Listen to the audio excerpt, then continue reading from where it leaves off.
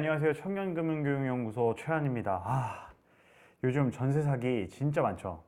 전세 사기 때문에 저도 골머리가 아파요. 왜냐면 주변에서 이 물건 들어가도 되냐라는 질문을 되게 많이 받습니다. 그래서 오늘은요, 어떤 물건이 좀 괜찮고 어떻게 대처해야 되는지 뭐 이런 것들 조금 알아보려고 합니다. 사실 이게 내용이 좀 길어서 한 번에는 말씀 못 드리고 제가 차근차근 시리즈로 말씀드리도록 하겠습니다. 전세금 돌려받지 못하는 케이스가요, 보통 이 두 가지예요. 하나는 작정하고 사기치려시는 분, 그러니까 작정하고 사기치려는 사기꾼.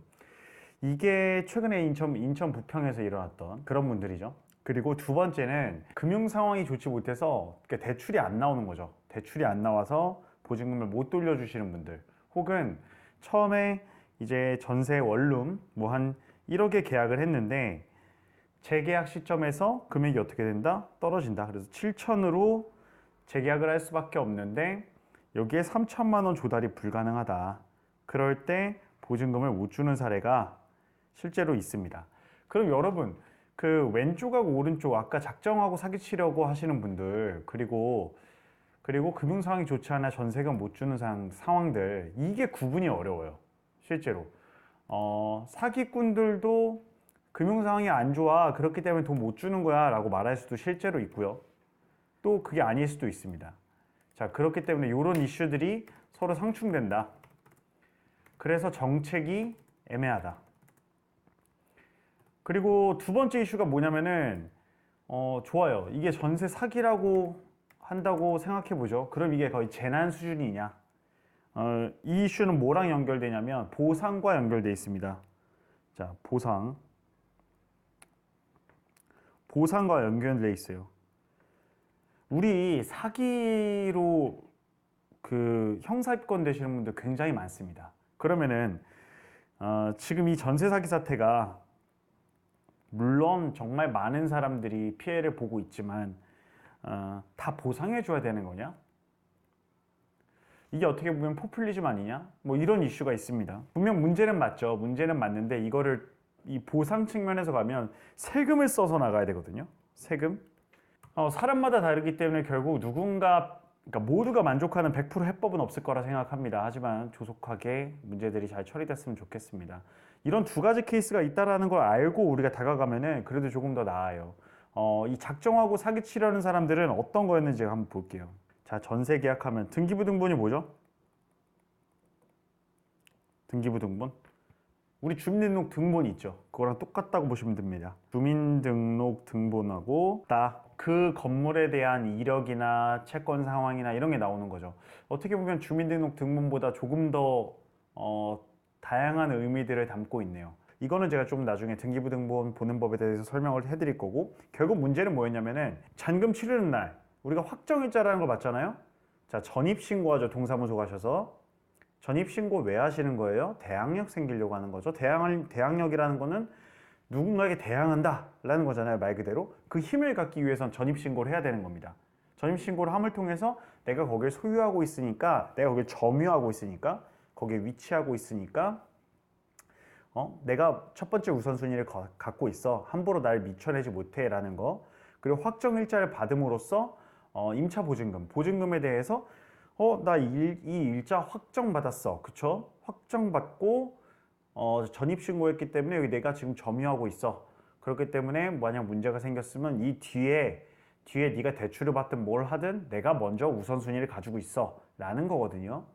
더 먼저 은행이나 어떤 곳에서 이제 저당이 들어오는 거죠. 그러니까 먼저 대출을 받아버린 거죠. 이런 것들이 하나만 있는 게 아니라 너무 많았죠. 두 번째 경우는 뭐가 있었냐면요, 무피 투자가 있었는데, 무피 투자. 예를 들어 그 매매 가격이 우리가 2억 5천에 형성해 놔요. 근데 전세 가격이 최근에 많이 올랐었어요. 그러니까 작년에 많이 올랐었는데 지금 많이 떨어졌죠. 전세 가격이 계속 올랐습니다. 매매 가격이 2억 5천 형성되어 있는데 전세 가격도 2억 5천을 불러요. 근데 이거 공사한 사람이 있잖아요. 그러니까 이 건물주가 이제 분양을 해요. 빌라 분양을 해요. 하는데 이 분양하는, 내 집 마련을 하려고 하는, 그러니까 주택을 살려고 하는 사람한테 2억 5천에 팔려고 하는데 전세도 2억 5천에 맞춰줘요. 그러면은 이 분양받은 빌라를 분양받은 사람은 초기 투자 비용이 있나요? 없죠. 그냥 이 전세 2억 5천 그대로 맞추니까 뭐 취등록세 정도가 나가겠죠. 이 건물주는 뭐죠? 건물주도 자기가 원하는 금액의 매매 가격을 형성할 수 있으니까 도움이 되고요. 이거를 연결시켜주는 부동산은 R이라고 그래서 이제 한 3, 400만 원씩 수수료를 먹습니다. 이런 경우가 굉장히 많아요. 이 깡통 전세들. 이게 깡통 전세거든요. 자, 그래서 이게 보면은 그러면 우리가 전세가율이라고 하는데 이게 매매가 대비 전세가의 가격이거든요. 이거 몇 프로입니까? 100%죠. 단순하게 생각해 봅시다. 만약 이거 경매 넘어가요. 경매 넘어가면은 낙찰가율이 조금 이따 보겠지만 보통 70에서 80%입니다. 더 낮은 경우도 있죠. 그럼 2억 5천에 70%, 80%로 낙찰을 받아. 그러면은 전세 보전이 됩니까? 안 되죠, 당연히. 2억 5천 못 받겠죠? 2억 5천 못 받는단 말이죠. 이런 경우가 또 있어요. 그럼 이거 사기인가요? 이게 뭐냐면은 전세의 허점을 노린 거죠. 그렇기 때문에 전세 제도에 대한 문제들도 많은 겁니다. 자, 이거에 대해서 제가 좀 더 살펴볼게요. 유의해야 할 지역과 사례 읽어볼게요. 다세대 주택 전세가율도 100.4%로 100을 넘었다. 아까 뭐냐면 2억 5천에 2억 5천 이거예요. 평택 삼성전자 반도체 공장 일대 임차 수요가 몰리면서 전세값이 치솟았다는 분석이다. 도시형 생활주택 서정 벨루스 하임은 1억 9천만 원의 매매 거래가 이루어졌는데 두 달 후인 3월에 1억 1천만 원의 전세 세입자를 구했다. 이게 참, 이거 다시 올해 1월에 9,500만 원의 매매 거래를 이룬 거죠. 자, 전세가가 무려 2,500이나 2,500 맞네. 1,500이나 높습니다. 이게 깡통 전세예요. 그러면은 현재 이 집주인은 이 집을 팔아도 서정 벨루아임 26제곱미터를 팔아도 전세값을 못 줘요. 이런 게 문제인 겁니다. 이거 전세 들어간 분 잘못된 거죠. 1억 천에 들어가면 안 됐죠. 근데 하지만 들어갈 수밖에 없었을 거예요. 1억 1천만 원의 대출은 잘 나오는데 이 집을 그렇다고 살 수는 없으니까요. 평택만의 사례가 아니에요, 여러분. 그러니까 되게 단순해요. 매매가가 1억인데 전세가가 1억 2천이에요. 이거 들어가면 됩니까? 안 되죠. 근데 좋은 거는 이건 양반이에요. 이거는 기본적으로 안 된다고 느껴지잖아요. 자, 도시형 생활주택 뭐냐면은 우리 역 앞에 가면은 엄청 높다랗게 세대 엄청 많은 거 있죠. 그런 거 도시형 생활주택이라고 생각하시면 돼요. 오피스텔은 우리가 알고 있는 오피스텔, 이것도 생활용 오피스텔이겠죠. 자, 이런 것들은 거래가 그래도 좀 있어요. 거래 매매가를 대략 볼 수 있어요. KB 부동산 시세로 나오는 것도 있고요. 근처 공인중개사 통해 가지고 알 수 있습니다. 하지만 문제는 바로 이 다세대예요. 다세대. 다세대 뭐예요? 호수가 하나씩 있는 빌라. 다가구 뭐예요? 한 주택의 주소가 하나인데 이 등기부등본 뽑으면은 그냥 하나로만 나오는 데 있죠. 그러니까 우리가 알고 있는 대학가 원룸, 이런 형태가 이 매매가를 추정할 수가 없습니다. 추정할 수가 없으면은 이 전세가가 적당한 건지 아닌지를 몰라요. 제가 그래서 일단은 전세가 위험지역 찾는 법부터 조금 알려드릴게요. 정말 이 한국부동산원이 원래 없었거든요. 근데 만들어지고 나서 되게 좋은 것들을 많이 해주시더라고요. 진짜 감사합니다. 이 사이트를 제가 링크를 밑에 댓글 달아놓을게요. 여기서 뭘 보려고 하냐면은 이 연립다세대 볼 건데요.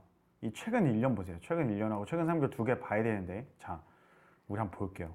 용산은 매매가, 아파트 매매가가 10억이면은 그 아파트의 전세가 보통 4억 5천 9백이라는 겁니다. 자, 그러면은 10억짜리 아파트면은 대출이 만약 하나도 없었어. 그래서 이게 한 70%의 낙찰이 됐습니다. 그럼 7억에 된 거죠. 근데 4억, 뭐 그냥 러프하게 잡아서 4.6억이라고 해볼게요. 4.6억이면 경매 팔리면 제 전세값 받을 수 있겠죠. 그쵸? 이렇게 생각하시면 돼요. 자, 여긴 연립다세대도 진짜 전세가격이 높네요. 아까 그 평택 있죠? 보이세요? 최근 3개월에 100.4 연립다세대. 그러니까 매매가랑 전세가랑 똑같은 겁니다. 이런 데 들어가면 안 되겠죠. 전세 다시 못 돌려받겠죠. 또 볼까요? 이 서울이랑 말도 안 돼요. 서울이랑 차이가 많이 나요.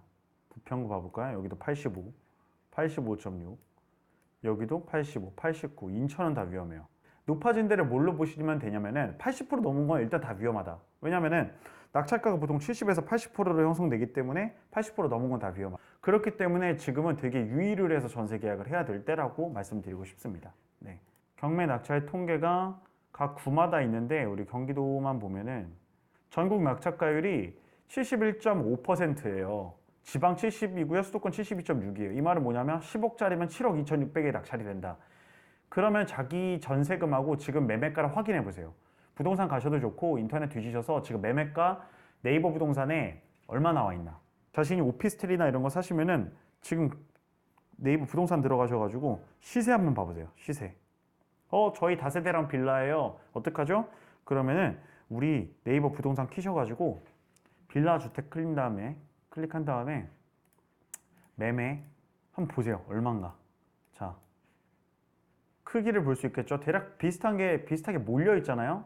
크기 보신 다음에 여기 11평이네. 평당 757만 원 정도 받네.